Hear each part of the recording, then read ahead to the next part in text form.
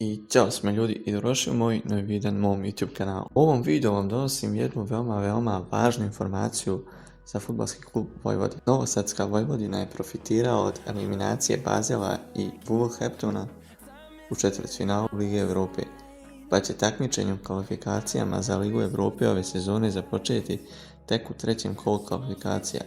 To sam pričao u jednom od prethodnih videa. Znači da sastav Nenada Lalatovića od grupne faze takmičenja dijele samo 2 utakmice.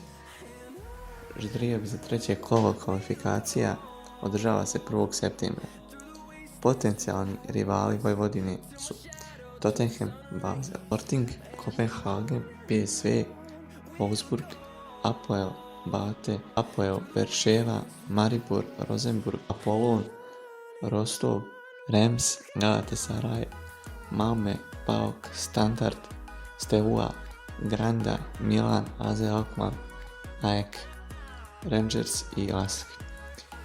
Ljudi, to je to što se tiče te veoma važne informacije koja je stvarno top. Pratite me na Instagramu Košaković_c i ljudi moji, do naravno, vidimo se.